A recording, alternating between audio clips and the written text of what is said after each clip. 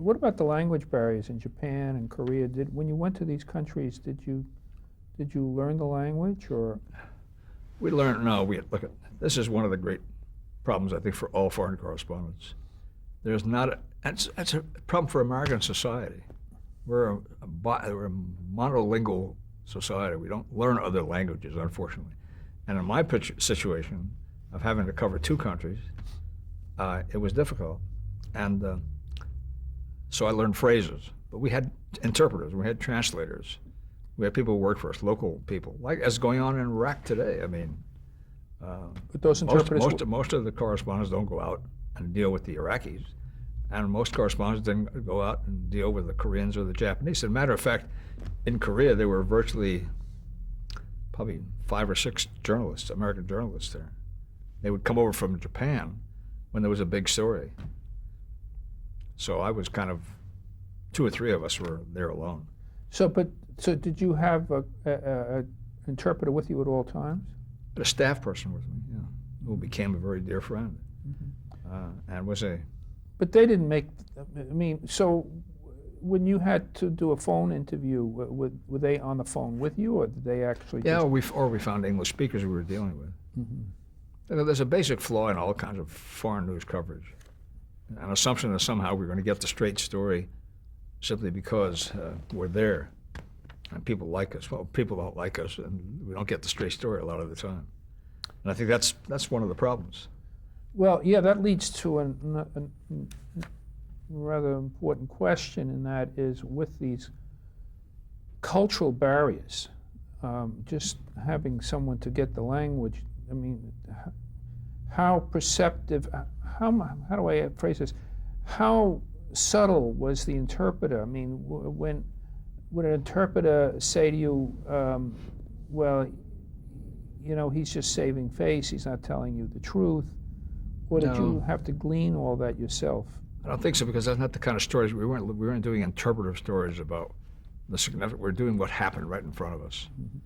For instance, I'm in the streets of Seoul, and students are protesting government policy. Members of the legislature are barricading themselves inside the assembly building. South Korean cops and troops coming out, break up the building.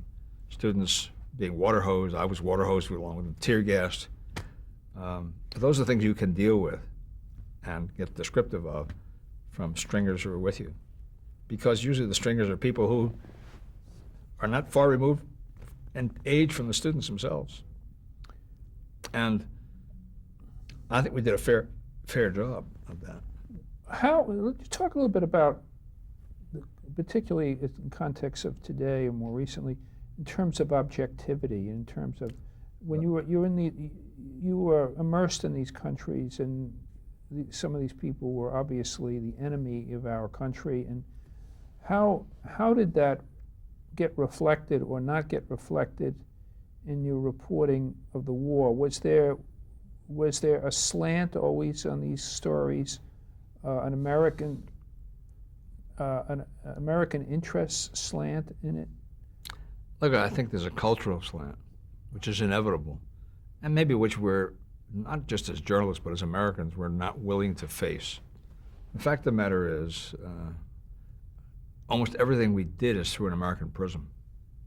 You know, and maybe you don't realize it when you're doing it, but when you step back from journalism, you step back from what we were, and what we are, and what we do, you realize that there are flaws in the kind of coverage we do.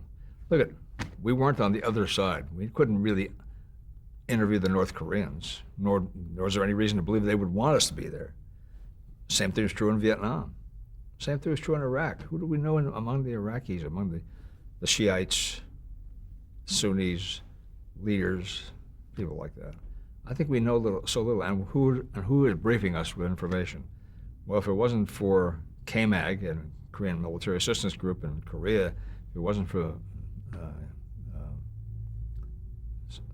officials in Saigon, and if it isn't for the people inside the Green Zone in Iraq, you know, where are we getting our information from? Oh, individual citizens, we're picking up stuff from them.